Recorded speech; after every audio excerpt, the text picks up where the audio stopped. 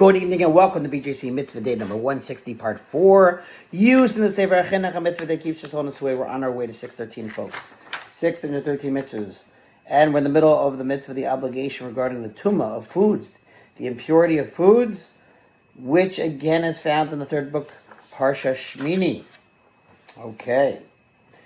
For this very reason, the sages have stated in Machshirin, Bava Metzia, that hechsher is effective for produce and all foods only if the produce was wetted with the satisfaction of the owner. You have to really continue listening to all the different mitzvahs, part 1, part 2, part 3, to understand what we're talking about here. That is to say that the owner regarded the water by which the produce was wetted as a functional liquid.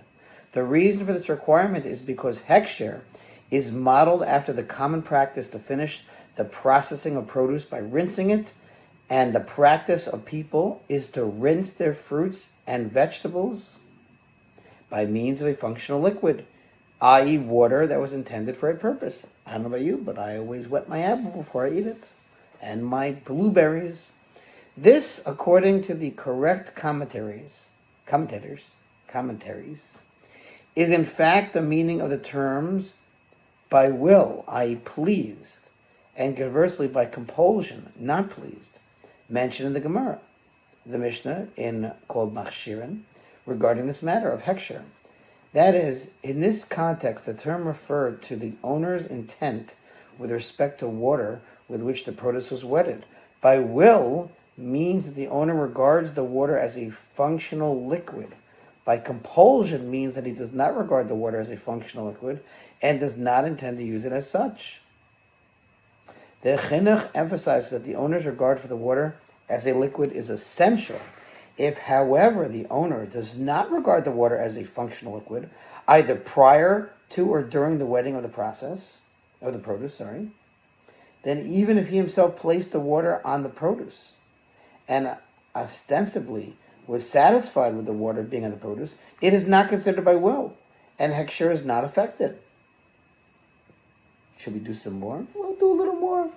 The Chinuch illustrates this last point. Accordingly, the sages of blessed memory stated in Machshirin that if one conceals his produce in water because of thieves, and the water was not previously intended for functional use, the produce is not rendered susceptible to Tumah, impurity. This is because the water is not regarded by the owner as a functional liquid.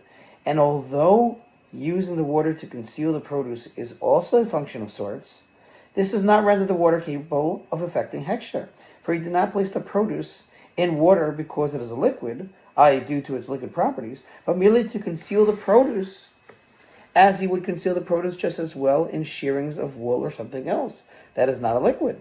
Since the placing of the water on the produce in this case does not demonstrate the owner's regard for the water as a functional liquid, hechsher is not affected. Cool. All right, we will continue. We're getting to the home stretch. Thanks for listening to Sponsor BJC Mitzvah, 36 100 for the gold. Have a good evening.